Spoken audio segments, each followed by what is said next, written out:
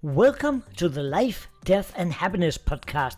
My name is Daniel, and in each episode we delve into the most personal and profound stories from people living with Fanconi Anemia. I am so thrilled today because I'm going to talk to Mahazareen, who is the very first FA parent I'm interviewing in this podcast.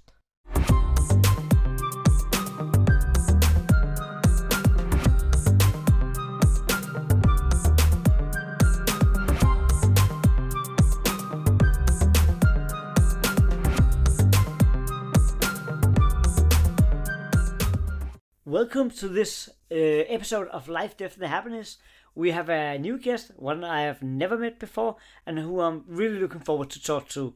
So please meet Mahazareen, who is joining me here. And she actually do not have FA, but you have a son who has FA, right? Yes, that's right. My name is Mahazareen. I'm originally from India, but my family and I live in Canada now. We migrated in 2018, and we've been here ever since. We live in a city close to Toronto, a city called Mississauga. As Daniel said, my son Behzad, he has FA. Behzad was diagnosed at age 5 when we lived in India. And today he's age 19. And it makes me very happy to say that. I also have a daughter who is not affected by Fanconi anemia, or let me put it differently. Well, she is affected in a way because she has a brother who has Fanconi anemia, but she doesn't have the condition herself. Her name is Mahazareen, and she's 24 years old. That's important knowledge actually. So when he was diagnosed, you were still living in India. Yes. So what was that? How did they even think about testing him? What was happening in your lives, in his life, since they actually made the decision to make a test? Yeah. As you can imagine, Daniel, and I guess parents whose kids don't have any external signs like missing thumbs would not even say that, I never even thought about this, that he could have something like this. He was very, very healthy. I mean, you wouldn't imagine. And I kind of do this comparison because my daughter is older and she is healthy. She doesn't have Fanconi's anemia, but she kept falling sick all the time. Oh.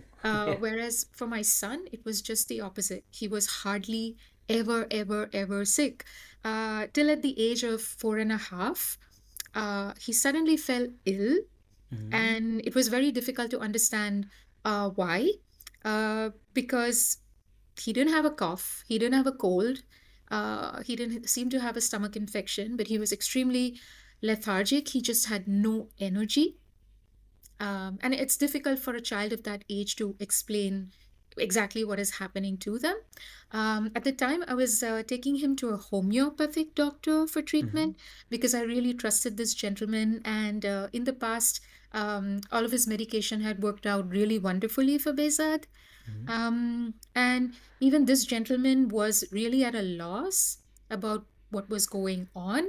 And then I thought, let me take him to an allopath and ask around and see what is happening, because he doesn't seem to be getting better.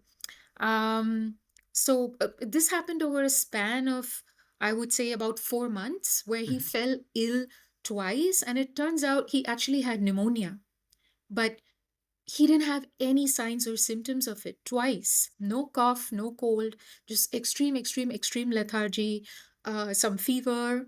And of course, allopaths will require a complete blood count. And all of his numbers were really off. They were all very low. His hemoglobin was lower than it should have been, his platelets, his white blood cell counts, his RBC. And I would say we were really, really lucky because the allopath, I mean, she was a genius. She was a pediatrician. Yeah. And she looked at his counts. She had a chest X-ray taken, and she said, "Okay, your child has pneumonia, but I don't understand why the counts are this low. They shouldn't be that low. And of course, she prescribed antibiotics and he got better really quickly. And I'm so happy that happened because he was such a changed child with in that bout, 2 bouts of illness.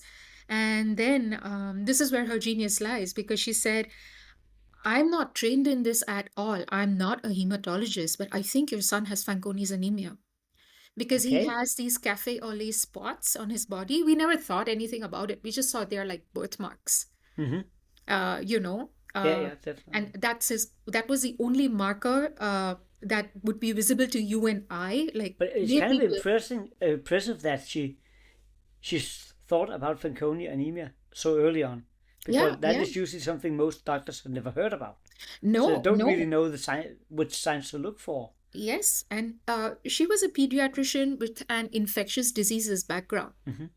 And that was it. She had never seen any other patients like him. And she said, he has something called failure to thrive because he's pretty tiny for his age. And I found that to be true too, because even when he was born, I mean, he was pretty healthy. He was about 3.3 kilograms. I'm not sure how to put it in pounds. No, Uh, I use kilograms too, so it's all okay, right for that's me. lovely. That's For the lovely. American listeners, so sorry, but for this ones, I actually get Yeah, it. yeah. And although I've lived in Canada for so long, it's very difficult for me to try and think in pounds or Fahrenheit. So Yeah. my apologies. I don't think like that. I don't do that talk. Um, but when she said that, I realized that yes, it is true. And although he ate very, very well, he still eats well. Touch wood. He has a nice appetite, a decent appetite, Mm-hmm. compared to my daughter, compared even to myself. But he just doesn't put on that kind of weight.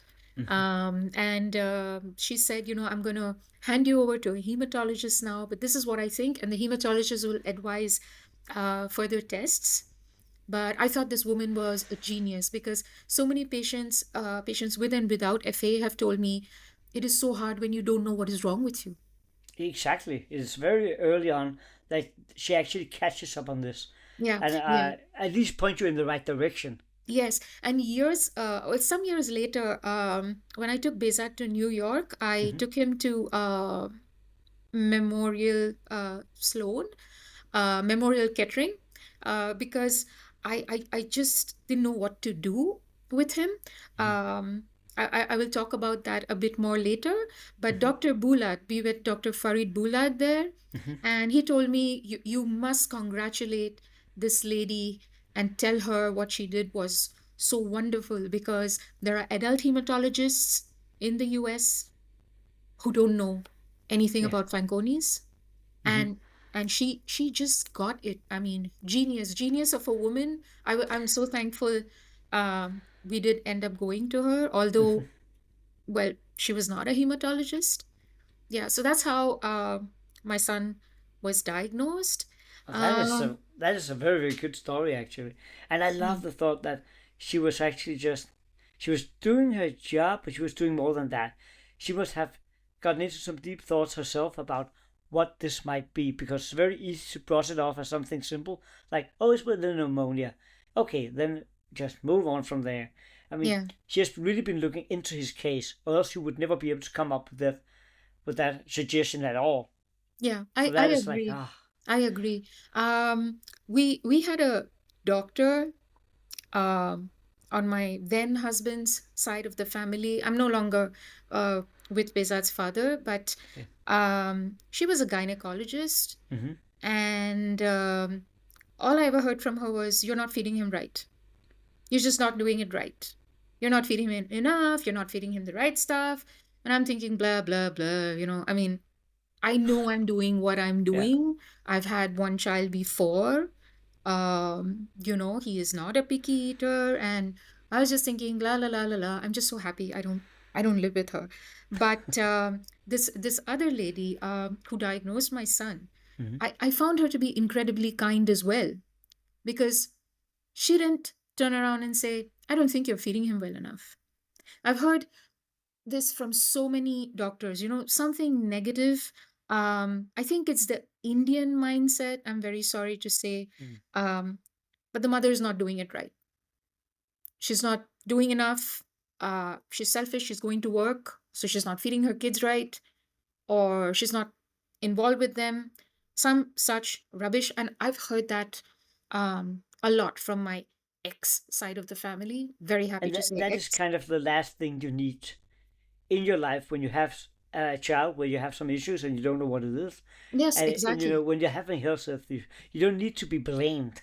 Yes, and she Well, was very, very kind because she said, you guys look like you're economically well off. You're educated, I'm sure. You're doing your best. He's getting all the nutrition he deserves, mhm. and this is why I think that, there's something else that is wrong. And I remember thinking, she's so kind. I just love her. I just love her. It may sound like an exaggeration, but I was always hearing, you're not doing enough.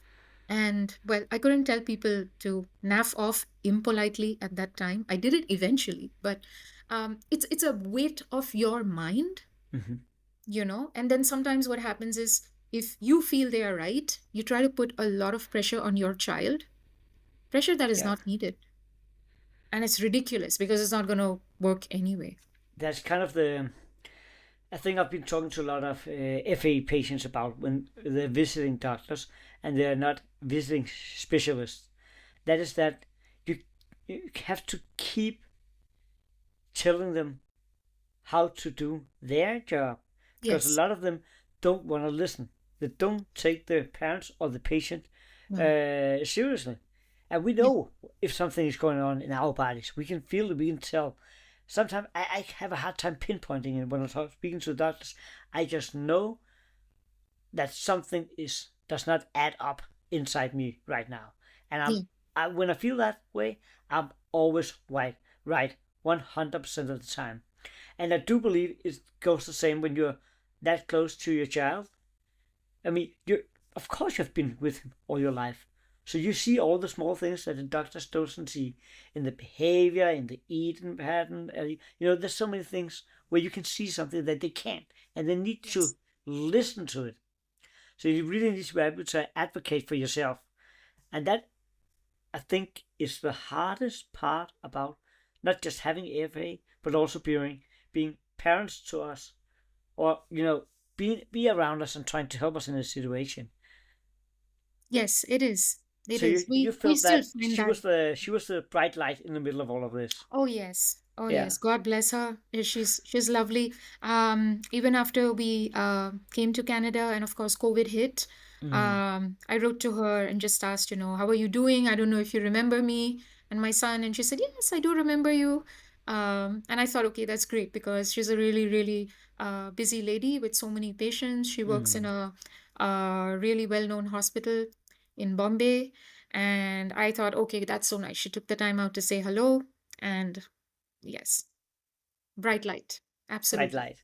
Yeah. So was it because of FA you moved to Canada, if I may ask so? No, I wouldn't say that No. at Mm. all. After my son was diagnosed, of course, again, as a lot of parents will tell you, it's like things just stopped. Everything Mm. stopped. My brain stopped. Everything stopped. It's the easiest way for me to say it. Of course, Mm. life keeps moving on. And I remember I used to keep looking at him and thinking, what's going to happen? What's going to happen? He did get better with the antibiotics that were given to him. And then one fine day, I just decided, snap out of it, stop weeping and moaning, because number one, he's right here. Mm. You know, you're acting like he's already dead, and he's not. So just wake up and Mm. stop. And you also have a daughter. My daughter, so my son was 5 when he was diagnosed, and my daughter was about 9.5. Mm. And of course, well, I didn't speak to her and say, oh, your brother has blah, blah, blah, because 9.5, what do you tell a child at 9.5? It's difficult. And uh, she's a child too. And Mm. then I said, okay, so I have these two kids. They seem to be doing okay.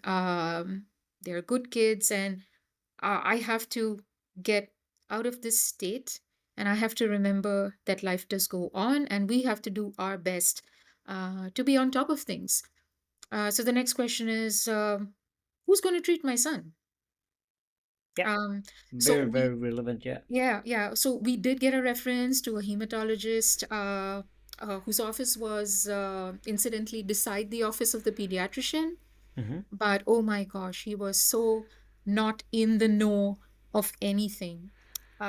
So he prescribed a chromosome breakage test. Of course, it came back positive, and he said, "You have another child, and although she doesn't seem to have any symptoms, you must get her tested. That's fine." She was tested, it was negative, and then he said, "Well, you could have a match in the family, and why don't you just think of a bone marrow transplant?" And Mm-hmm. I didn't know anything about FARF at that time. And I am just lost. I'm thinking the doctor should know what they are saying.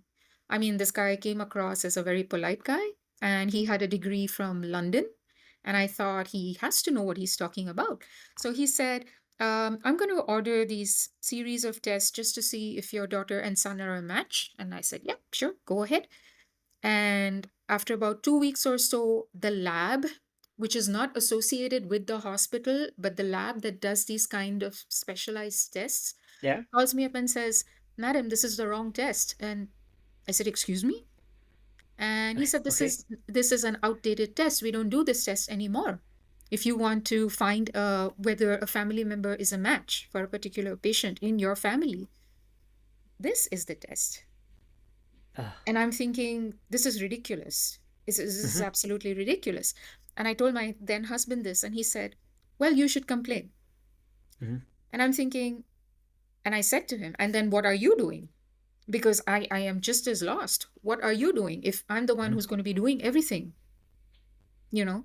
And he says, "Well, we shouldn't say anything to the doctor, or I guess maybe we shouldn't complain because then the hospital won't treat him." And right there, I'm thinking, what treatment are we talking about anyway? Because this hematologist wants us to come in for a transplant because the cost of a transplant in India is anything from 50 lakhs to 1 crore. And again, sorry, it may sound like I may sound stupid. I am in some ways, but it may sound like a small sum in US dollars right now. Mm-hmm. But if you live in India, and even if you are an above average family economically, Mm-hmm. even if both parents work, Mm-hmm. it's very difficult to afford that kind of money. And all the doctor wanted to do basically was to just get us in through the door and just come for transplant. There And was when there you was didn't no even, problem. my first thought when you told me about this was like he didn't even know how to do the test the right way. No, So why no, would you trust him to do a transplant? wouldn't. I No, was no, no. I get so that. angry. I was so angry. And then I started doing a bit of research online. Mm-hmm. And, because I wanted to confirm what the guy from the lab was telling me was true. And it was true because that stupid test had Mm-hmm. been, was not used since the late 1980s. And I'm thinking, this is ridiculous. We are in 2010. Yeah. This is ridiculous. What is going on? Mm-hmm. And then I just told my then husband, I'm not taking my son over there. I am just not, because I don't have any faith in this man. And then started the hunt for a hematologist. It was amazing. All these places said, just come do the transplant. There was one doctor we went to in another city, Yeah. and he said, "How much can you afford?" And remember, Daniel, this was all very new to us. So Mm-hmm. by that time, I had found out about FARF, Yeah. and I did start doing the reading. The first reading up I did on Fanconi's was on Wikipedia, and it was just doom and gloom, and I Oh, didn't yeah, know yeah, what yeah. to think. Oh, And that is still an issue to this day. yes, yes, True, I'm a board member of the Danish Foundation, and when we get new families in, some of them, we had a family recently that the daughter, the child was only 4 months old, and try to tell them to please do not Google this, okay? because that's a natural thing to do. But I don't know what it is about Google. There's a lot of good information out there right now, solid information, through FARF, through Fanconi Hope, and some of the others. So, but when you Google it, we get all these gloom and doom things coming up first. And Yes. how did you react as a mother? Just lost, Yeah. completely lost. And I was thinking, there was a lot of pressure from me at the same time from my ex-husband's family Mm. saying, you should come live with us. And I'm thinking, no, no way, no way. I mean, that's the last thing I need.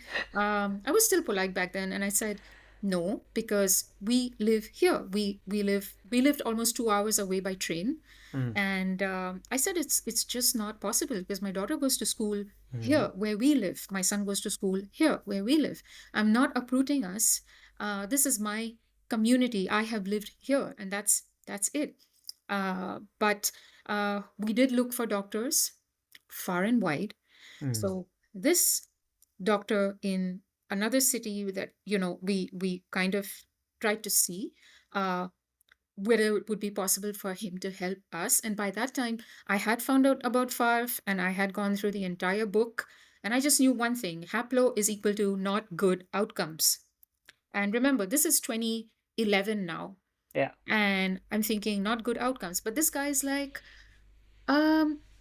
we can do a haplo for 15 lakhs. Mm. If you can spare that. If you can spare more, we can do this.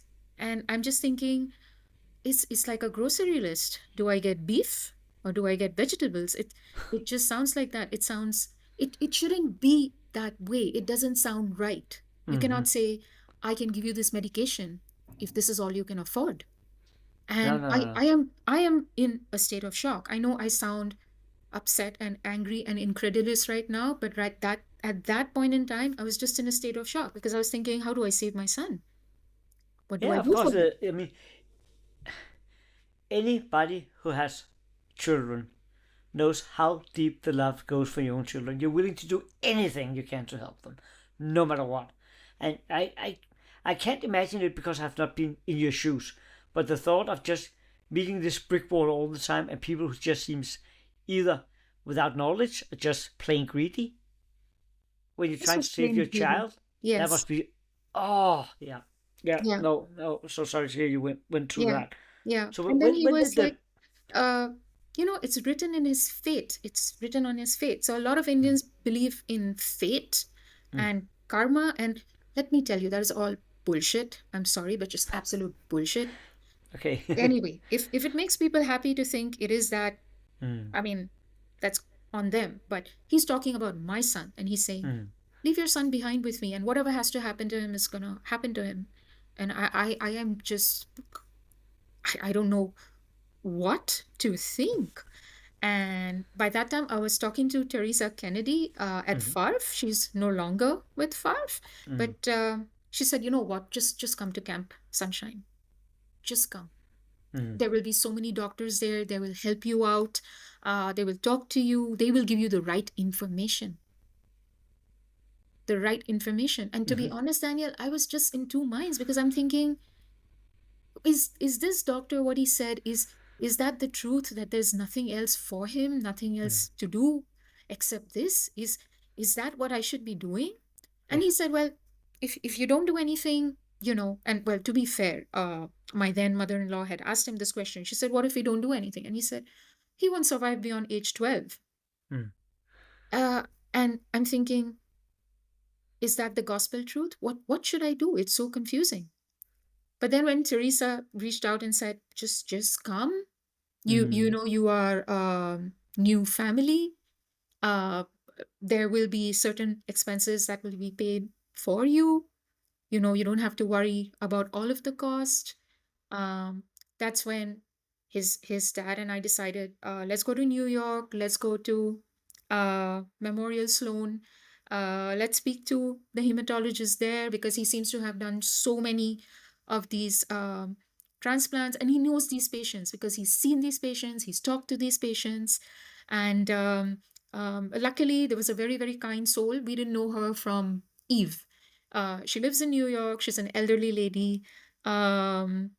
old enough to be Behzad's grandmother. And she said, "Don't worry about it. I'm going to get the appointment. I'll get the ball rolling." And she did all of that. She didn't know us at all. She She did all helped of out. that. We met Dr. Bulad, and he said, "You know what? I looked at your son, I looked at his numbers, and I see you've done everything except the bone marrow biopsy. And Mm. um, I was wondering, why you've never needed it." And I said, "Well, we were never told to get it done." And Mm. he said, "No, you have to get it done." And I remember I had spoken to the first hematologist, and he said, "Nah, we just look at the complete blood counts, and we know we don't need a biopsy." At that time, I felt happy. I'm not putting him through something he doesn't need. But then in New York, I hear, "No, you need a biopsy," You need to get it done. Yeah. right? And that's when my son had his first biopsy, and Dr. Bulat said, "I have kids too. And I will tell you honestly, although I am a hematologist, I've transplanted these children, I've transplanted a few adults with Fanconi's. The first moral of the story as a doctor is do no harm." He says, Your son seems to be doing okay. His counts are stable. They're Mm. not the best, of course, but they are stable. He doesn't seem to be falling sick as often, which was odd because his ANC was always very, very low. Yeah. Yeah. But he just seemed to be going on with it, Mm-hmm. and he said, "I would say just leave him be for now. But please do look at a plan B where you have a match ready for him if needed, because your Exactly. daughter is Yeah. a Yeah. half Yeah. match." And then I had asked Mm. him, what would the cost of a transplant in the US be? And for an international patient is 1 million US dollars. Oh. Okay. Oh. So I was thinking, Yep. okay, so that's not going to work. I mean, uh, uh, the next 7 generations of mine are going to be living in abject penury, even if I can manage to get that kind of Mm. sum. But we took his words to heart, because he said, I mean, it's the expert, and he said, "I would say leave him be, because I would do the exact same thing for my children if one of them had Fanconi's," because he Mm. said we still lose one out of every four, despite so much. It's great. It's great. Earlier, we used to lose a lot more, but he Yeah. said it's still something that's not acceptable. So just leave him be. So I Yeah. thought, Wait as long that's, as you can. In other yeah, words, yeah. yeah, yeah, yeah. So for us, at least, that made sense. It may Yeah. not make sense for everybody else because every patient is so different. But at that time, it made sense. It still makes sense. Mm. And then we went to Camp Sunshine. We spoke to other parents. I think for the first time, my son, he was quite young then. Mm. This was in 2014. Yeah. He was about 9, and I think he was finally happy to see there were others like him, because he used to get bullied at school for being small, Mm-hmm. and Yeah. he Children are finally cruel to one understood. another. Definitely. Yeah, yeah. And I told him, before we went, that you might see kids who don't have thumbs. They may not have an entire arm. I Mm. said, be kind, don't stare. Um, don't make them feel out as if they Mm. are different from you. I said, because they are not. We are all the same. But I think at that time, and of course he's a good kid. He felt happy because he saw there were others Mm-hmm. like him. Yeah. So he's been all his life with the knowledge, at least most of his life, no, the knowledge of him having something that was rare, but he didn't really know about anybody else, and Yes. there was not really anybody who were willing to help him or help you. I don't know how much you talked to him about these steps all the way through. Did you talk to him? Did he know what was happening to him? Um, in some ways, yes. Mm. Again, I hear parents say you should discuss everything with your kids. Mm. I am not of that mind. You should discuss things that they are ready to absorb, Mm. and it's difficult to say when and how much they are ready to absorb. I mean, we don't have crystal balls. We can't see into No. each other's heads, particularly when you, as the parent yourself, are confused and stressed out about what is happening and why. Um, so he did understand some things. And I remember he was upset because he said, if I eat more vegetables, will it go away? I said, no. No. And I've never lied to either of my children. I prefer to give them knowledge on a need to know basis rather than lie to them. It doesn't help. He said, if I eat fruits, I said, no, it's not, doesn't go away like that. I said, there are some diseases that can go away like that, but this isn't one of them.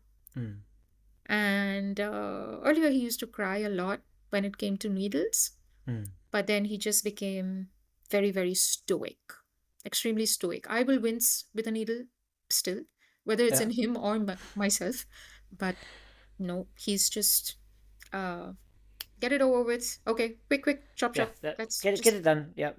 Get it out of the way. Extremely stoic. But of course, he was upset as he grew up and he started understanding a little more, because it's like, why are you taking me to New York?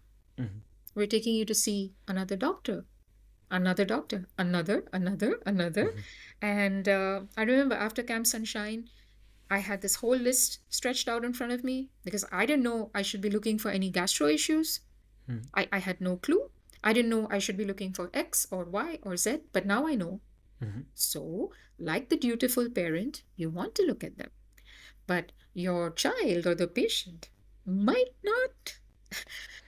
He was still a trooper, but I remember he was 10.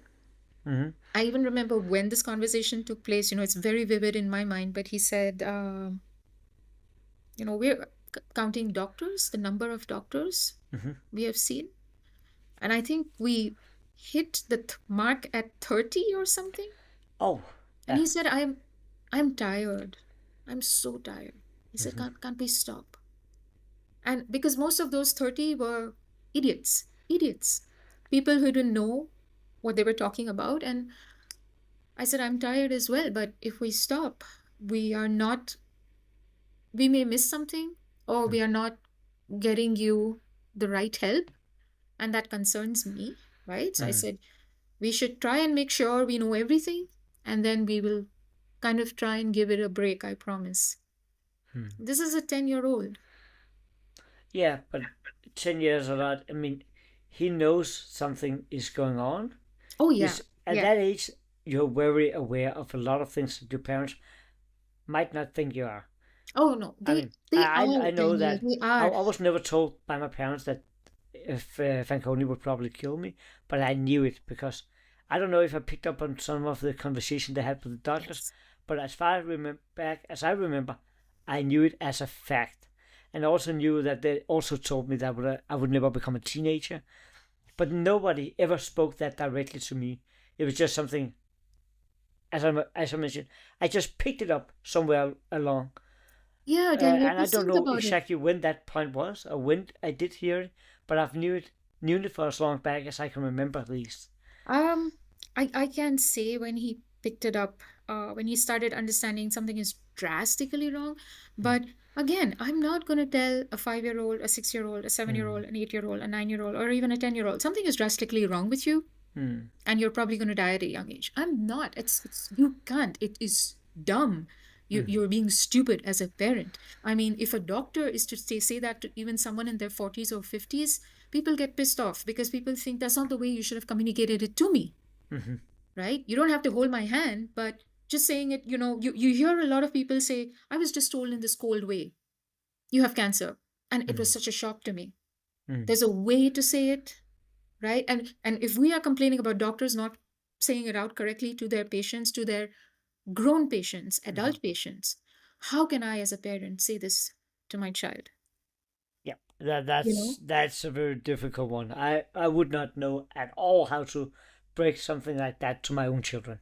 And frankly, I'm hoping for the best. I am hoping something will come up where... And there's a good chance. I mean, when you had met Dr. Bollard, he told that 1 in every 4 probably would die from the transplantation back then. Now we have a Yes. survival rate around 95%. So a lot of Yes. things and positive things are happening all the time. I Yeah. mean, the Things. average lifespan today is, if I remember correctly, 36 or 37. Yes. I mean, that's a big difference from when you heard it the first time and you read about it, and the same as what we went through, my parents went through when they heard about it the first time. So I mean, we've come a long way.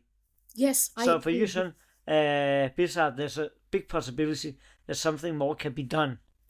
Well, I hope so because he has MDS now. Mm-hmm. We were told about it sometime in the middle of August, Okay. and his MDS is a different MDS. He has a mutation in a particular gene. Mm-hmm. Um, the doctor we see today, well, now, he's my son has moved out of pediatric patient care settings, and he's Mm-hmm. now into adult patient care settings. And the gentleman we see, it's Dr. Kennedy. He's at Sunnybrook Hospital in Toronto. He's very Yeah. kind. Mm-hmm. Very importantly, he wants to learn about That's important. Fanconi, Yeah. Yeah. and he is kind. He speaks very well, very nicely to my son. He doesn't see me as a crazy parent who shouldn't be in the room Mm-hmm. because they will try and hijack the conversation. I Mm-hmm. have been told this that we don't allow parents, well, not by Dr. Kennedy, but another doctor here in Canada. We don't allow parents because they tend to get emotional. And I'm thinking in my head, but you stupid fellow, obviously they will. What do you expect? But of But course, that's kind of strange because at least where I'm from here in Denmark, they always tell you, please bring somebody you trust to the conversations, because when you are the patient, you may overhear something or yes, get something the wrong way because you're so emotionally involved. So they yes. actually here tell you to bring someone who can advocate for you and be there just as an extra set of ears. Before my son was transitioned to Dr. Kennedy, we Mm-hmm. were at another adult patient hospital. And I remember the doctor asking him, who is this person? And my son says, my mom. And he said, why are you here? And I knew that would come up, you know. So I said, well, he's been diagnosed since age 5. And there are many things he does not know because he was aged 5 at that time. Mm-hmm. So if you want his medical history, you have to ask me. Mm-hmm. And then he asked my son, do I have your permission?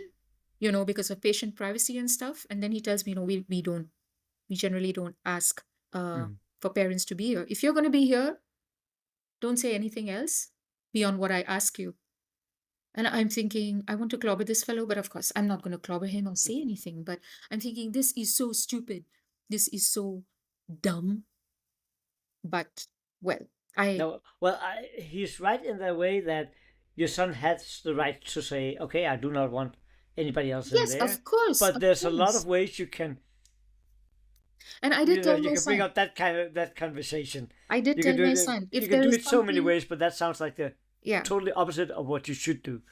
And I told my son, if there's something you want to speak with to the doctor and Mm, you don't want me there, I said, I'm not going to take any offense. mm, You can just say, could you please sit outside? I'll sit outside. If you're confused about a certain point, you can call me in at that point in time. I don't have a problem. But mm. I said, just because you're an adult, it doesn't mean I'm going to stop accompanying you because we are in this together. So I'm going to follow you like a shadow, and that's it. I may not come inside with you if you say no, or if they kick me out, because I had been warned when they were transitioning us over that they might ask you to sit outside the room. And I was thinking, this is so stupid. These are doctors. They, of all people, should understand that when you are giving out diagnoses like this, like these, you know, these are difficult things to hear. And just because he's suddenly age 18 years and 1 month, he has become this adult who is supposed to put everything aside and think like a machine. How stupid is that? But of That's course, kind of just how the system works. But I get what you're saying.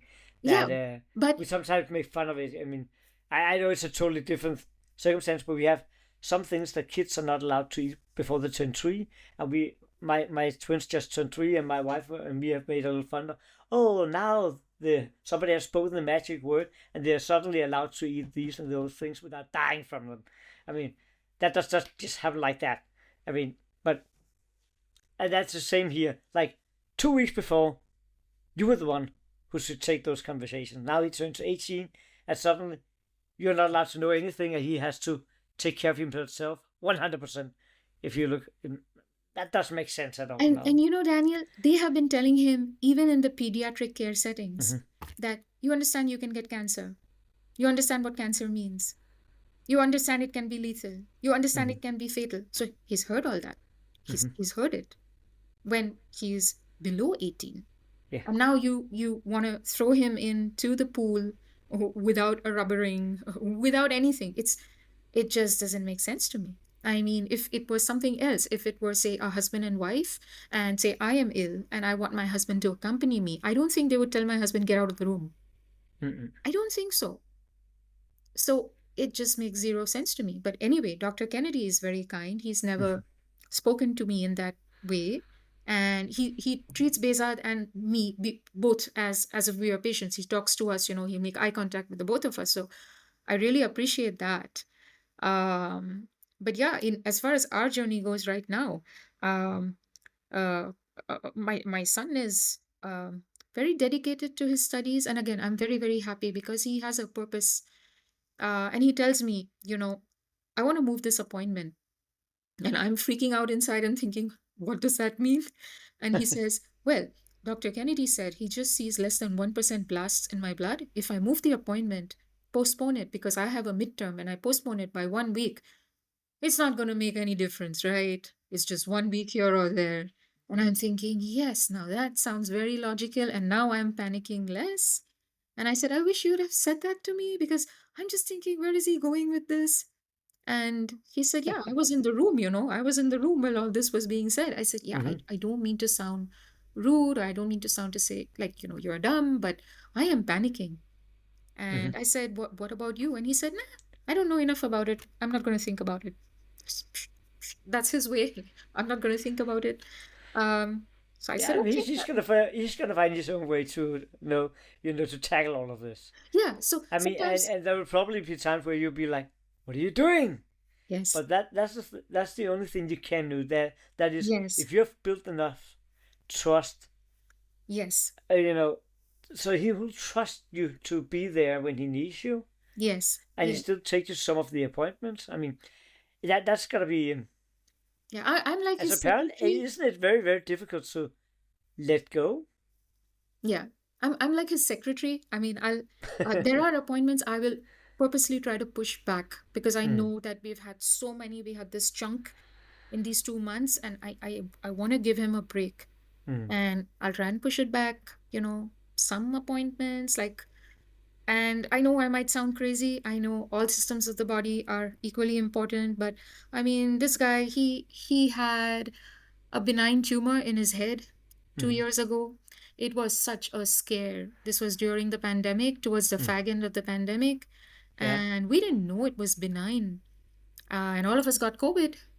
Yippee! So they wouldn't do a biopsy on him to check. And again, we were really lucky because his ENT doctor was so kind. He really advocated for my son and he really pushed us to the top of that list. But it was such a crappy, crappy time. And my son, he's as cool as a cucumber.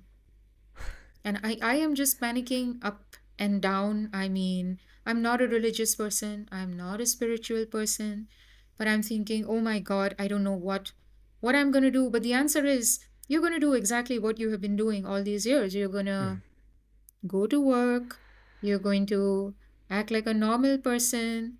You're not going to go crazy and lose it all because you don't have that option. You don't have that option. And I'm thinking, I think sometimes he is my parent and not the other way around. He's very quiet, so it's difficult for me to know what he's thinking. He's become very quiet, especially as a teenager, and there has been a huge change in his personality. And well, I have nephews and nieces and I've seen that with them as well, so I do understand. I do understand. I bet I wasn't I know I was not a very talkative teenager, but then I wonder, what's going on? What's he thinking? Am I pushing it? Am I making the right decision? But she's still becoming a young man. And Yes. there will that's normal for even people who don't have FA. Yes. That's a time Yes. in life where you need to figure out Yes. who I you have to are and remind all that. myself about that. Yeah. So But you've sometimes, been so involved in all parts of his life, yes, so that yes, maybe yes, that is also that's a true. difficult part. That is also true because now if I say, "Would you like to come outside with me?" and he says, "No, no, no," monosyllable, no, no, no. I'm thinking this is not personal. This is not personal. My sisters had told me this happens with them, and it's perfectly fine. Why should he want to come out with me? On the flip side, he loves his PS5. He just loves it, and I cannot find myself becoming a part of that because I'm just not interested. I mean, I can watch him play, but it's not me, you know. But when he starts talking about that PS5 of his, oh my, he's like a whole different personality. And I think, there he is, there's that boy, Hmm. not teenager anymore. I recognize this boy, and I feel happy then. But yeah, sometimes I think it's more like he's my parent, and I learn from him, you know. And there will be, and of course, I do not know your son, but I know that we have had some sessions at the last adult retreat where the adults with FA have been talking, and a lot of us, I would say, like 90% of us, we tend to keep some of the things to ourselves Yes, because we try to protect the one we love, yes, because we don't need to for them to bear that burden. Sometimes yes, it's all right, and that is I think that he will get through. Also, I think you go from being a child to an adult, and suddenly he knows when you are afraid of something, or when you're sad, or when you're frustrated, or when you get anxious, I think and even the kids know he that. will probably start to take that role also, that like he gives you the information you on a need to know basis, just as you have been doing, Yes. because Yes. he wants you saying the no, but he also doesn't want to concern you with things that might turn out to be nothing. Yes. Yes. And it's the same way because I was Mm. thinking after the MDS diagnosis, I'm like, MDS, MDS, MDS. And, after all of that stuff, after his first diagnosis with Fanconi, I'm not going to sit on my butt. I'm going to try and read up on stuff. Mm-hmm. I also know it's a double-edged sword because the more you read up, the scarier it can be. But again, all these patients are different. Yeah. So Dr. Kennedy told us what I see that you have, I generally see in much, much older patients of mine. Mm-hmm. So he said, to be honest, I don't want to just rush into some treatment without seeing what happens. He said, maybe it can end up going to leukemia, or maybe it can stay this way for a long time. He Mm-hmm. said, how long? We don't know. How quickly it may go to leukemia? We don't know. But he said, I'm going to talk to the virtual tumor board. I'm Mm-hmm. going to try and get information and let's start looking for a match for you, Mm-hmm. So I thought, I, okay. And I'm and thinking, I just wanna mention, not to interrupt you, but this sure, what you call the tumor board, yes, that is such an important thing. If people are listening to this podcast is not as involved with FAF as some of us as, they have made a virtual tumor board where if you have FA, if you have any conditions that has to do with cancer, you have the possibility to get in contact with the tumor board. You can present them your case and all the answers you've gotten from your doctors, no matter where you live in the world. You can give them to this board, and they will actually have a look at it together. Experts in FA, experts in cancer, and they will get back to you and recommend something that you can bring along with you to your own doctors locally, no matter where you live. Of course, they cannot tell them exactly what to do, but they can say, we recommend this and that to be. I mean, I think it's the most. There's a lot of good things about FCF today, Fanconi yes, Cancer Foundation, but yes, the tumor board is one of the best things, inventions they have made, according yes. to me at least. So I'm glad you have been using that too. Yeah, I am very grateful for it. Actually, Mm. we have an appointment tomorrow. His hemoglobin is very close to 7 now. It's never Okay. been that low, and it's because Mm. of the form of MDS that he has. And I'm hoping we get to hear something from Dr. Kennedy about that, about the marrow donor search. Uh, my son is so sweet, he was asking me, he said, you know, even if I say, yeah, let's do a transplant, you don't have to leave your job. You can continue working, and I will stay in the hospital, and a nurse will look after me. And I said, no, it doesn't work that way. So it's him being sweet, trying to not put me out. But I Yeah. said, no, you will need a lot of help. Then he's like, okay, I will ask Dr. Kennedy's those questions when the time comes. So that's his way of And saying, okay, zoop, zoop. I don't want to talk about it now. I'll I, leave. I I want you to play this to your son if you ever say something like that again. Okay, you need someone to be there, no matter how tough you are, how much you think, how much, no matter how strong you are. It's a tough thing to go through, and you need someone on your side.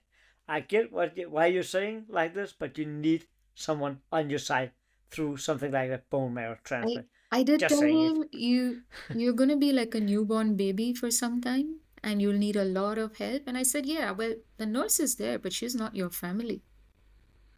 So I said, don't worry about it. And then he was like, shh, shh. No, no. I'll talk to Dr. Kennedy. I'll ask him my questions. I was like, okay, all right, okay, okay, all right.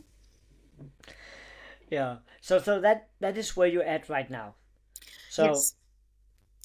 and that is, I could imagine, a difficult situation to be in for you. Yes, it's not nice, as you can Mm. imagine, but you just continue on, right? Because the food is not going to cook itself, the house is not going to clean itself. Mm. And the more I think about it, I mean, even after his first diagnosis, even after the diagnosis of the benign tumor, which we didn't know was benign at that time, and Mm. after this MDS diagnosis, I mean, I won't say I get worked up. I look very calm outwardly, but the next week I'm going to be sick, very, very sick. Mm. It's like I have COVID all over again, very sick. But I can't show it. I can't say it. And I do have to continue because I have another child. Granted, she's an adult. She's 24 years old now, but Is she she still lives at with home? us. She's Yes. are you Yes. okay? Okay. Yeah. Yes. So how? And I'm sorry for asking, but how does she feel about all of this? Is she involved at all? Or? she is involved where well, she's always been the backup donor, right? She's Mm. she's a half match, so am I. Um and I try not to talk too much to her Mm-hmm. about it. Um I also believe that you don't really know about what a person goes through with FA until you are in that person's shoes. So Mm. I will not say I know what my son goes through. I think it is horrible. When I was 19, I never thought about anything like this. So my daughter doesn't understand his view or my view, but then we don't understand her view either. No, no, no. And I won't say it's the same here. yeah. There's just one small story that stuck with me, and have stuck with me since. That was in I think 2017. I think me and my wife decided to go to Camp Sunshine, even though I'm an adult, just to be like a positive inspiration that you can't become old. I feel very Yes. old these Oh, it days. is so positive, let me tell you. I But took so much hope mm, from that. I took so much hope because my son did ask me once, he was 9, and he said, are there older people like me? It just broke my mm, heart. And I was so happy to tell him, yes, there are people in their 30s, there are people in their 40s. I said, there's a 60-year-old too. mm, And I felt so happy that I could say that to him. So thank you for bringing you're that up. welcome. I talked to a sibling to someone who has FA, and she was a match for her sister. And I spoke with her. And I was like, oh, we were just chit chatting over something. She was like, I didn't sleep well last night. I was like, oh, okay, what's wrong? Something you want to share? She was like, no, I have these reoccurring nightmares that something will happen to me. Maybe I get run over or something. I was like, okay, that sounds bad. But and then she was like opening up. She was like, and my biggest fear in life is that if I die, I kill my sister too because I'm her only match. And that right there was like an eye opener to me because I never thought about it that way. How much space it could take up in the life of someone who's only, quote unquote, only a sibling. Yes. Even though they are the siblings on the side, the strong ones, those who are doing well, she knew that if something happened to her, her sister might not survive the day she needed a transplant. So that was her biggest fear. She had nightmares, recurring nightmares over and over again, and have had most of her life, because she knew that she was the only donor. And that to me was like, wow, that hurt. But that really stuck to me. So I always try to remember that story when I talk to the siblings of other FA patients.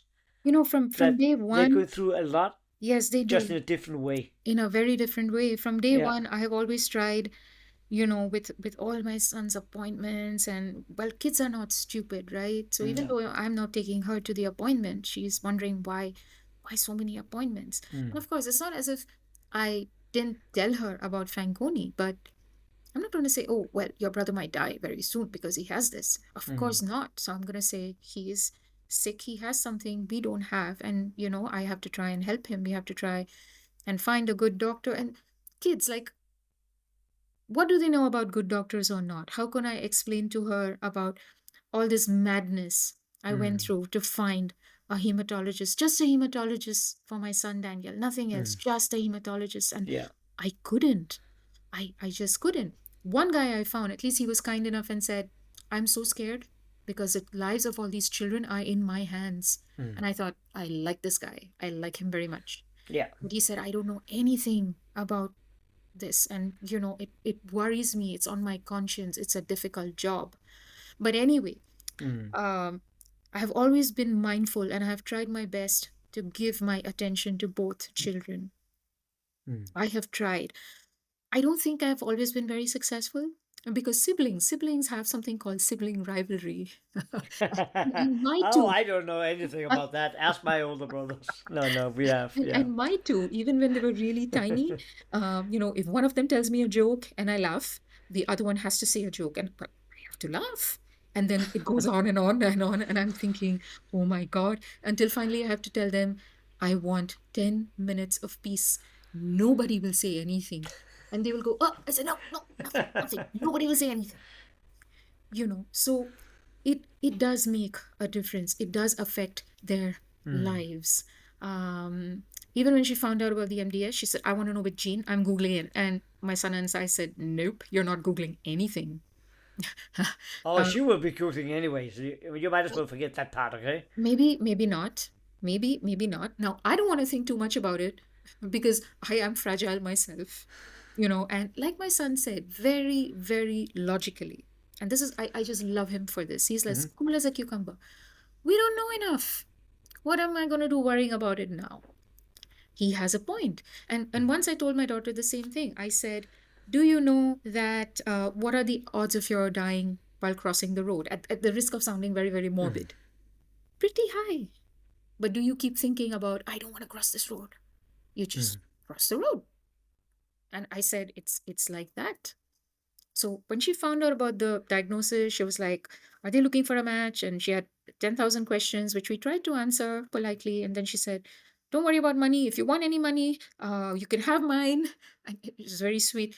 And, I can be there no matter what. And I said, well, don't worry about it. I said, we don't know a lot right now. And I guess we'll ask those questions when we get there, because there are so many ways it can go. And that's a positive way of looking at it. There's so many ways it can go.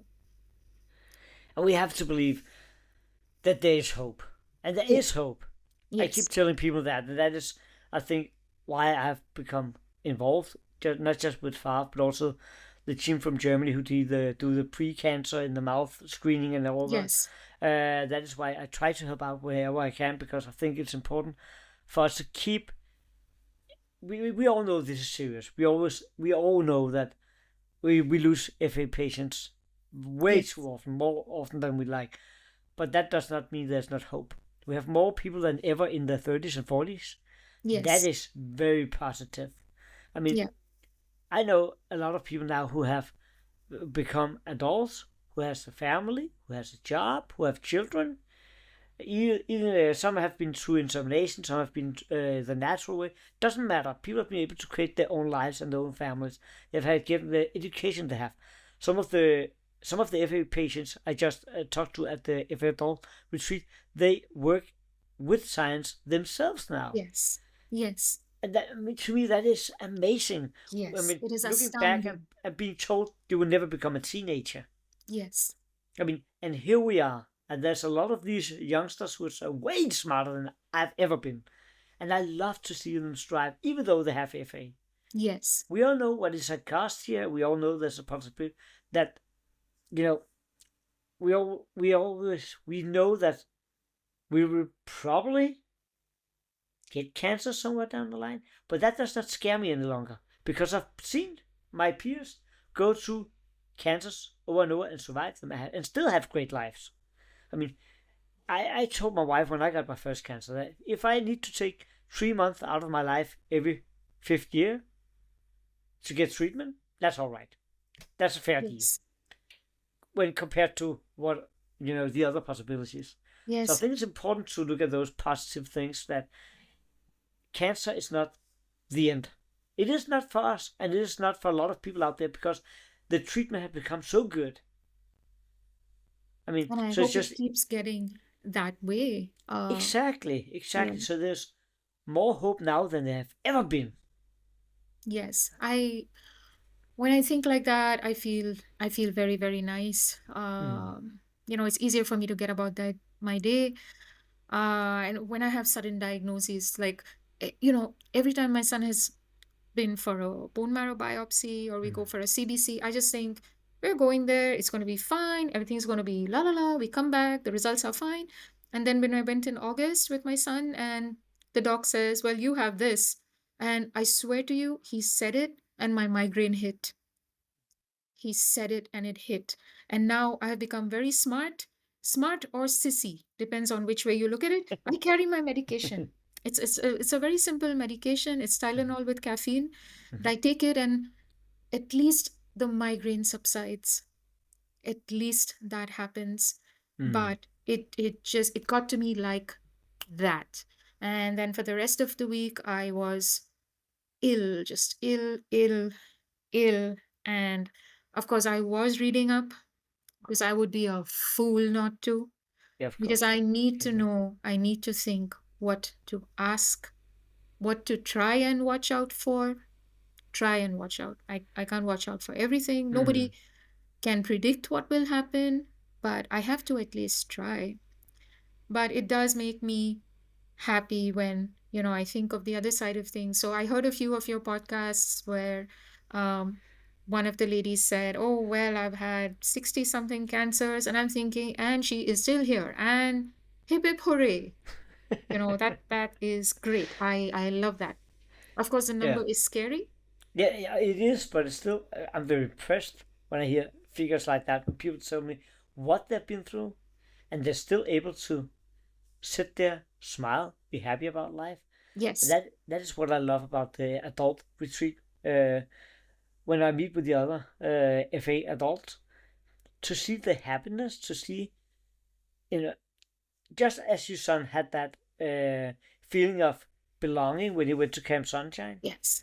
I get the same every time I go there, because my people here at home, my friends, my family, they don't get it no matter how much they try. They will never be able to. But being there and see, and it gives me hope every time I see someone. Oh, Yes. pardon my language, you're badass, you've been through all this, and you're still just going, you're still smiling, you're still positive. I mean, I find a lot of people there that I look up to on a personal level, because like, oh man, if I am ever able to manage things the way you are and still be that happy, oh man, Yeah. that's something that's worth a It lot. takes us out of our bubbles, right? Yeah. And you see other perspectives Hmm. and you start appreciating them, and that's why it's so important to have this kind of support group.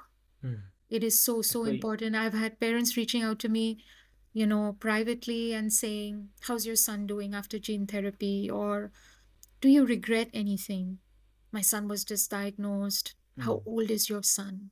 And I recognize what they are saying. I recognize myself in them. So that was one reason for doing this podcast. And It's when and you as I see mentioned, others' perspectives, you mhm, feel more hopeful. You ponder about them. I know one patient. I mean, he's with us no more. He passed away sadly. But I read something he had written on Facebook, and he said, "I stop feeling sorry for myself when I remind myself I'm not the only one going through this. People have been through far worse, mhm, and at least I've had so many years, and I should stop moping and complaining about it." That's the way I yeah, see it, mhm. And then I thought, yeah, I am not the only parent going through this. There are many others, possibly with something worse, even worse. It's not that I feel sorry for myself, but yes, of course, I would like it very much for it to not be there, but it is there. It is not But I mean, going you know what? It's away. all right sometimes to just feel sorry for yourself. It's all right to just have those days or those evenings or those few hours where you be like, man, why did this have had to happen to me? But Why are Daniel, we know people that I think around you it's don't understand because they are not in your shoes, and it's very no. difficult. And rather than me explaining this over and over Mhm. and over again to somebody who's not in my shoes, I actually had someone tell me this has happened because of karma. And I was thinking, Oof. are they stupid? I mean, should I slap the left cheek first or the right cheek? And then they turned around and said, it's not your son's karma, it is your karma. And I was like, Anne, excuse me, Anne, how do you know that? Oh.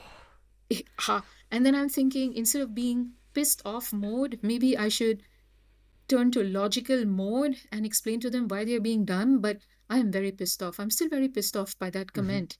And then I had somebody who I imagined was very close to me, but I guess maybe not, saying, you're forcing your son to all these doctor's appointments. And I said, excuse me? And I said, did my son say that to you? And this person said, no, but it is evident. And I said, well, if you had a son who had this, what would you tell him? Please go lay down in the corner and die? And then that person said, well, I didn't think about this. I said, exactly. You didn't think about it. So you should have shut up. You shouldn't have said this to You me. know, some people are just inconsiderate. I And that is remember very why, vividly. I don't like opening up about it. Mm. Even if I'm in a funk, I'm not going to tell anybody who doesn't understand why I'm in that funk. I am not, because they just don't get it. This is what I've understood over time. They don't get it. I told somebody, an acquaintance, not really a friend, but Mm. a good acquaintance. She invited me to her first art gallery presentation, and Mhm. I congratulated her. And I said, I'm really sorry I can't come because of this issue with my son. Mhm. And she said, I'm really sorry. That's the right thing to say. And then she said, how are you feeling about it? And I'm thinking, what? What answer does she expect from me? And then I said, well, as can be expected. But then I realized she doesn't know what to do. She does not know what to say. She cannot even imagine it. She's trying to actually be polite and open She's up. trying to be polite. She knows she cannot help in any way, Mm. but it's not helpful to me, right? I've still not answered that message, and I am ignoring it, studiously ignoring it. I'm not going to even do that, actually click on I, it. I, It I think shows it's red. very, very difficult for people around us Yes. to sometimes know what to say and when Yes. to get in contact with us. When do we feel like we need? When do we not want them to intervene? I mean, Exactly. because that's the difficult part. But to me, it's just important that people reach out however they can if they honestly feel like they want to support us. I mean, when I got my cancer in 2014, I was like, it was very mixed bag for me because I have people we are close to that I considered close friends that did not talk to me, they did not call, they did not text me for half a year when I was going through all this. Not one small text SMS about how you're doing. And that hurt me. Yes. And I on the can. other hand, I've talked a little about it in the podcast, but not a lot. I used to run with some. not very nice people when I was very young and dumb. But when I got diagnosed there, two of them, one of them I haven't spoken to in I think in 10 years, actually wrote me and asked, "Oh man, I'm so sorry to hear this. How are you?" So people tell me that was some bad people. He actually cared, and some of my closest people in my family and my friends did not ask at all.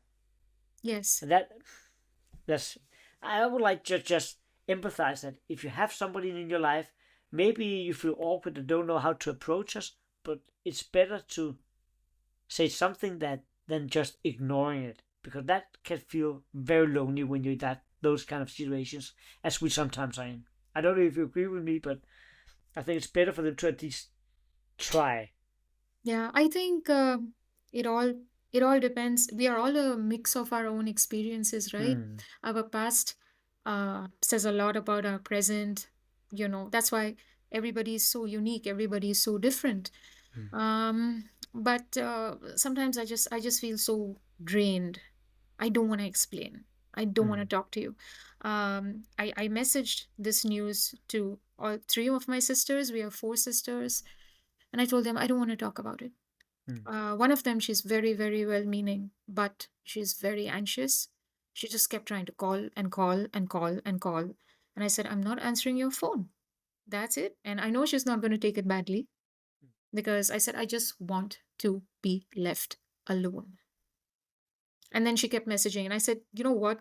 I'll talk to you as long as you don't talk to me about this, anything but this. And she said, okay.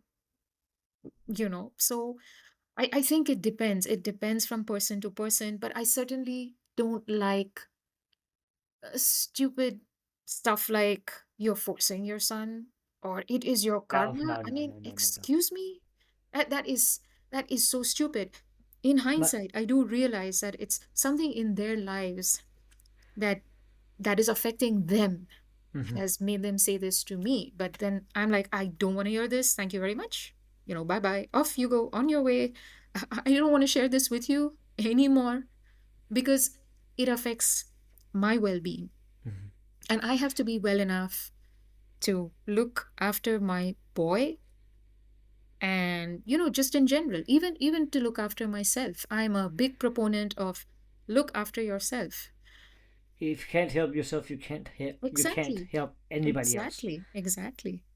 I just when you talked about these common people have come up with, I remember very vividly that my parents told me that back when I think it was around the time where I got my transplant, when I was around 9, they went to a family party, somebody's birthday, and they were like, okay, you know what, we're having the night out.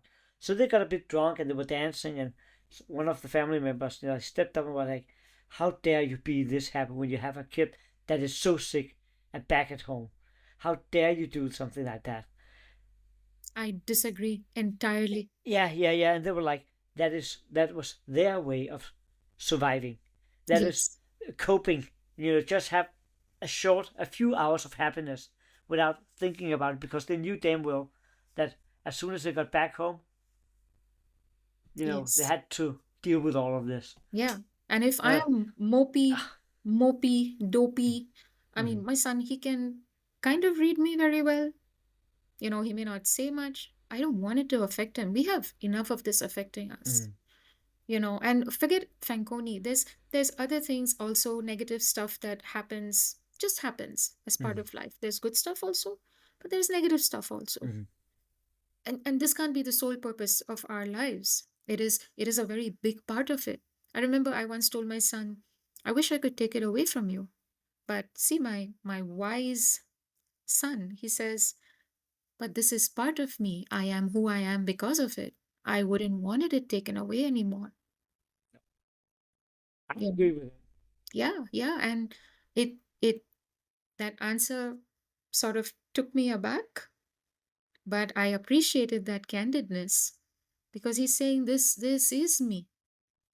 And then I'm thinking, there I've read I do a lot of reading, particularly medical reading, it particularly after the diagnosis. But I hear many parents of babies who have Down's syndrome being asked, would you rather not have had this baby at all because your baby has Down's?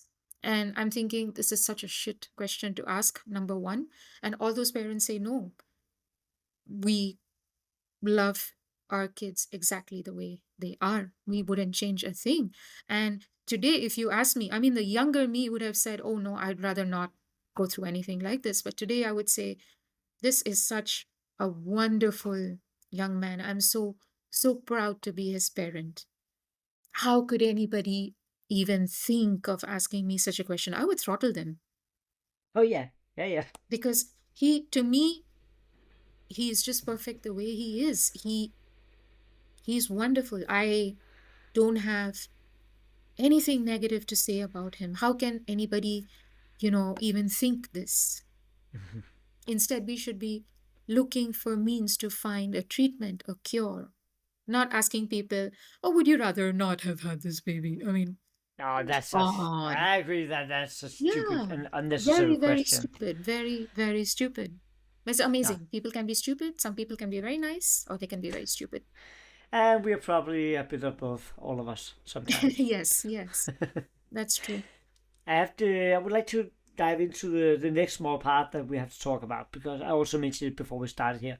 Mm-hmm. We usually take a time to talk a little about death and the thought of Mm-hmm. death because when we're going to the meetings, it's like most of us thinks about it, and at least us who have FA thinks about it very very often. I will almost say a lot of people think about it on a daily basis, but at least on a weekly basis it goes through our head, all of us, at least like 90% of us, I think, according to when we have spoken about it at least. So as a parent, have you ever spoken to your son about it? Or how do you deal with that? Because, you know, even though we try to stay positive, we know that it's a possibility that we have to deal with it sooner or later. All of us are going to pop at one time or the Mm. other. I use the word pop to make it sound a little less dark. I would never Mm. say that word to my son, however, Mm. but actually, it was he who kind of brought it up Mm. um, when he was diagnosed with the tumor 2 years earlier. And we did not know whether it's cancerous or benign. And he was being followed up by the hematologist Mhm. as well as his ENT doctor. And the ENT doctor, an absolute, absolute, absolute gem. I am so grateful that he was my son's doctor. But the hematologist, he just kept saying, he has Fanconi's and, like it has to be cancer. And I just wanted to kill him over there on the spot Mhm. because he scared my son. He scared my son. And the ENT doctor, I mean, this guy is more suave, better bedside manners, certainly much better common sense. He tells my son, don't worry about it, right? We are going to do the biopsy and we will figure it out. And my son said, but if it's not benign, what is it going to be? Because he is afraid. And this gentleman, he puts his fears at rest. But anyway, the seed is planted, but not the right way. And then later, my son tells me, on the bus ride back, if it is not benign, I'm not taking chemo. And I said, do you understand what will happen if you don't take chemo? And he said, yeah, I do understand. And I don't want it. And I said, why? And he said, it doesn't matter. I said, of course it matters. I said, please tell me. And he said, because I don't want to be living like this. I want to have a good life. I don't think I'm going to do very well with chemo in my head. And I don't want that. And I know it makes no difference and you'll probably disagree with me. And I said, well, I want you to be better, but if you're going to say no, I'm going to honor you. I'm not going to say you have to. But I said, I do want to know, is your life so unhappy that it's not worth living? And he said, sure, it's worth living, but not like that. And then I thought, he has a point. He does. He does. and he's not moping, he's not weeping, he's not sounding sorry for himself. Again, he's being very, very logical. And he said, it's about me, right? And then when I told his ENT doctor, I said, if it is not benign, these are my son's wishes, because he's still 17.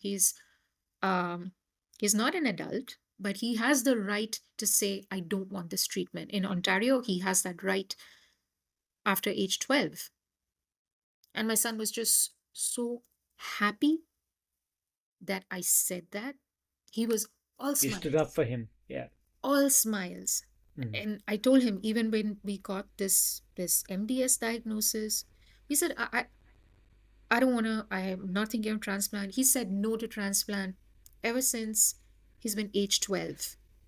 And I've just let it hang in the air, because I'm like, I don't want to get into this conversation until we are at that door. There is no point. I don't want to freak this kid out and have him think about death all the time. It is not right. It is not fair.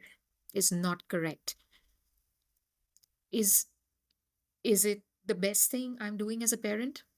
I don't know. But I do know one thing. My son needs to trust me. He's not going to trust me if I'm going to say, you have to do this because I say so. That's the stupidest thing you can tell a teenager.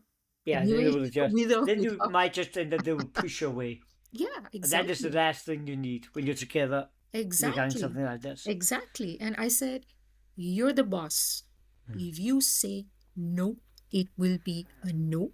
But there will be some hard questions that we will have to talk about after that, because it's not like you fall sick, you get some medication, and you will be okay. I said, because your body is not stable anymore. So we have to understand that. So he understands that, but we don't talk about death with that word. But when we didn't know whether the tumor was benign or not, I mean, of course, I am freaking out. I'm out of my mind. I'm remembering my Yeah. dad, I'm remembering my aunt, who I was very close to, who are no more.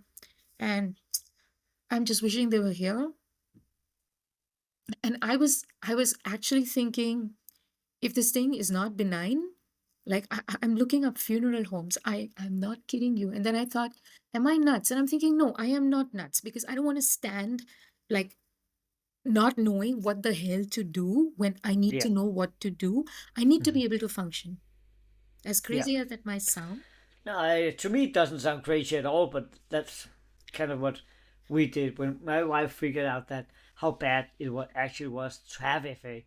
We took the talk and she was like, I really need you to tell me what you want. If suddenly you get sick and you're suddenly not here, I need to know what I can do. How would you feel honored? How do you like to me to perceive to do it after you're gone? And we talked about it. And even though I thought it was a hard question, and of course it hurts to talk about, and it doesn't feel nice. After the talk, I feel so liberated. It was so good we had that talk, because I feel better about her knowing what to do. So she was like, and she likes the fact that she don't have to spend her thoughts with. If we're coming to that day when I'm not here any longer, she's grieving enough already. Then she doesn't have to rethink everything about, okay, what do I want, because she knows exactly how I wanted it to Yes. be. Your mind just goes blank at Yeah. those times. And I know what my mind went through with all those diagnoses. And I'm just like, and my son actually asked me after the MDS diagnosis, he's like, what were you expecting? What were you expecting? This is the way it goes. And he's telling me this. This 19-year-old is telling me this. And I said, but I was expecting that, like I said a bit sheepishly, that you'll remain stable. And he's looking at me in a very, this woman kind of way, you know.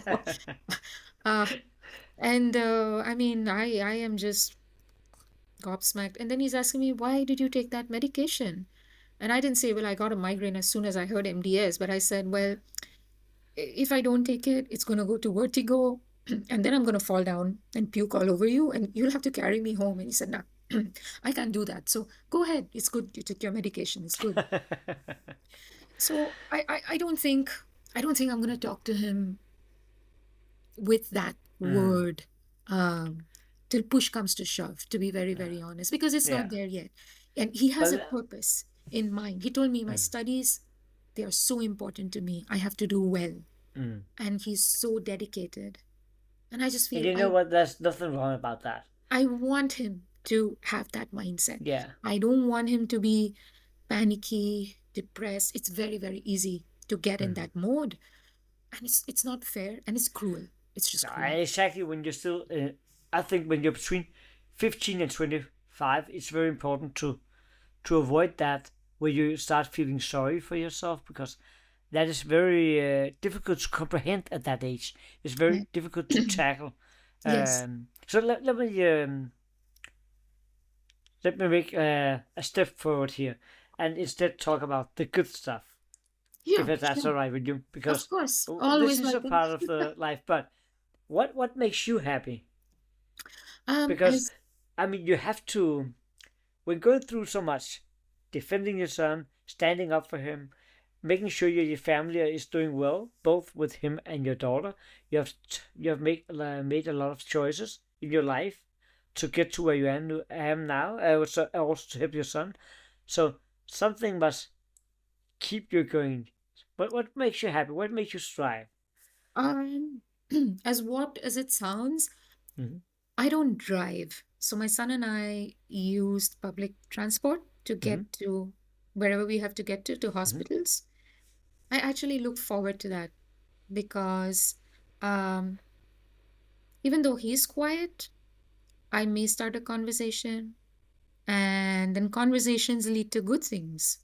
You Mm-hmm. know, he and I, we hardly ever um, get into parent kid fights, hardly ever. He is welcome to disagree with me. I'm welcome to disagree with him. And I find conversations with him very eye opening. I feel very happy because I think I did something right with him, or I think, wow, he has a lot more common sense that I had at his age. That's a Or good sign. his eyes just light up when he Mm-hmm. starts talking about his PS5 games.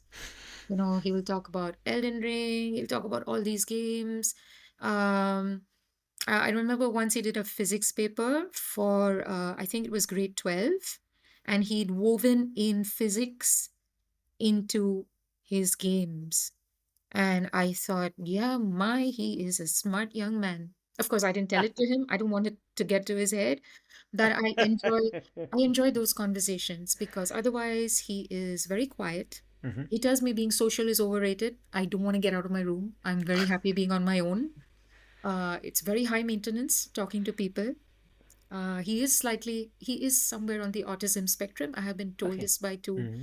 people. I don't care to medicate him for it because then Mm. it's just one more thing that is wrong with him, and I don't think it's wrong with him.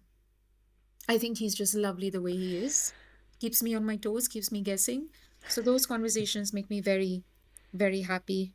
Mm-hmm. Uh, it's very perverse because we're going to get unhappy news, but those conversations make me happy. By myself, I like going out for walks. I love listening to 80s music. Mm-hmm. That's the music I listened to when I was growing up. When you're growing up, not a care in the world. Mom and dad are managing expenses. Somebody is doing the cooking, keeping you watered and fed. All I have to do is study, no problem. So I Yeah, love that those that was a songs. good time. Yeah, definitely. Yes, yes, and lovely 80s music. My Mm. gosh, just lovely. They don't Mm-hmm. know how to make music now. But I think everybody who's grown up in a certain era will tell you the same thing Yeah, yeah, yeah. about their era. There's something about nostalgia, and Yeah. yeah, when you're listening to the song, you get the same feeling you had back then. Yes, You can, yeah, exactly. It's you the have tied some kind of association. anchor to those songs that makes Yes. you, yeah, yeah, I get Yes. it. And I don't drive, but there is a small company here that does short bus trips. Mm-hmm. I have no problem going alone for these things, the small one-day things.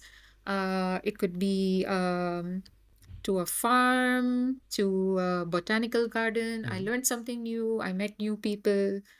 I just had a nice time. I don't think of Fanconi at that time. I don't care about anything negative at that time. It is my time. I don't have any high maintenance work to do. like my son puts it at such times. So these things, they make me they make me happy. Yeah. And it's so important to figure out what makes you happy. I totally get your son when he's playing games. That has been my gateway too in most of my life, and I know that it's the same for some of the other FAs. It's kind of a nice way to just get away from it all. He tells me I'm so relaxed. Mm-hmm. I don't have a care in the world. And he Yeah. analyzes these things. Mm-hmm. He does a semi-scientific analysis and he Mm-hmm. explains everything to me. And I think I'm just lost. I'm very, very lost. But I'm gonna nod. I'm gonna nod. I need to talk to him. Talk to him sometime. Oh, you I know, love the thoughts of these things. I have, I always tell him there are other young people like you and there are adult retreats and you can go. And he just looks at me like he will not say yes, he will not say no, but that's his way of saying, leave me alone, woman. Yeah, so I just let it be. I think I've mentioned it about 4 times by now.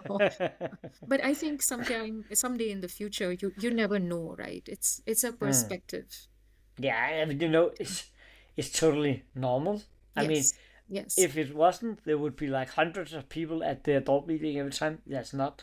I think there's my guess is between 40 and 60 maybe, even though it covers most of the world. Because most people I know have come to some of them and then they get tired of talking Yes. about FA and they try Yes. to stay out of it for a few years. For FA some, it's fatigue. 2 years, for some, it's, yeah, exactly, FA fatigue. And then suddenly they feel like, okay, now I'm ready, I'm going right back in. And I think that's natural. I mean, Yes. no It is no very harm in that. natural. But No, I there think is it's no just cool harm. that he knows it's a possibility if he gets to that place in life someday where we're like, oh, maybe it's nice to hook up with others and get to know them, then it's a possibility.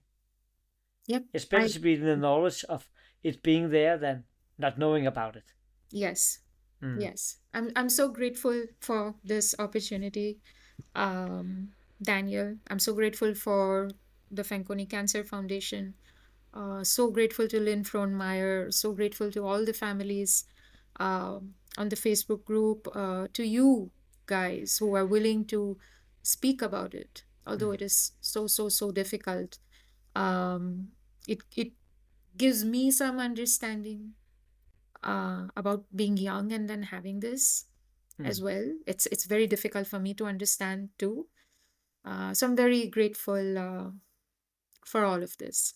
And I really appreciated that you took your time to joining me and being part of this podcast, because I can't remember if I said it in the beginning of the episode or maybe it was before we hit the record and talked. I really appreciate because you're the first parent I've had in the podcast. I had have some caregivers, but not parents, and I think your stories is so important too because you're part of this.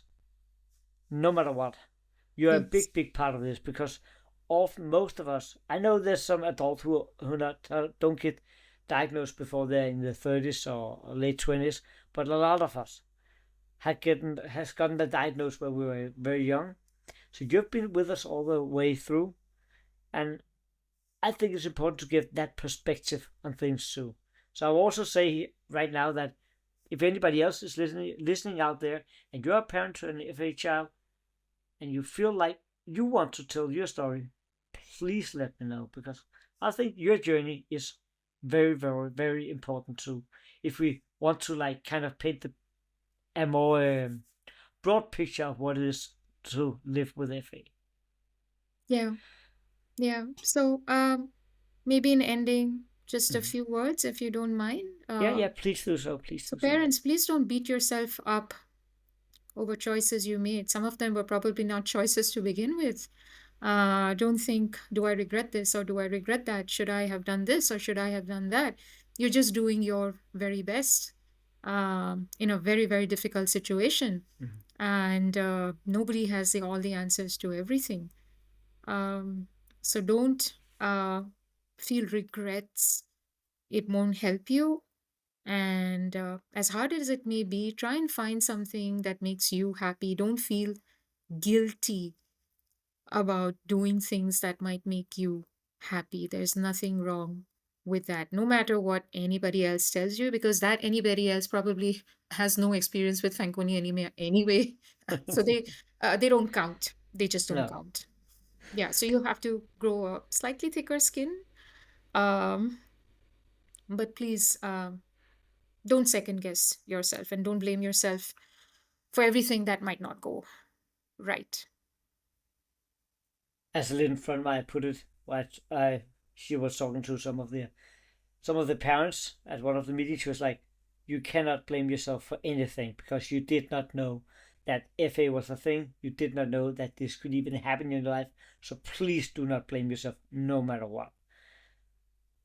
Yeah, I agree. So yeah, but thank you so much, and to people listening out there, thank you for joining us again today. There will be a new episode out every second week. So please get back to us with that, and please give us some like or some ratings, because it makes it easier for other people to find us on the different podcast services. That's just how that works. And also in the comments below, you will be able to find a link to Fanconi Cancer Foundation and the Danish Foundation. And if you feel like it would be great if you could donate something to any of these, but it's not something you have to do. It will just be appreciated.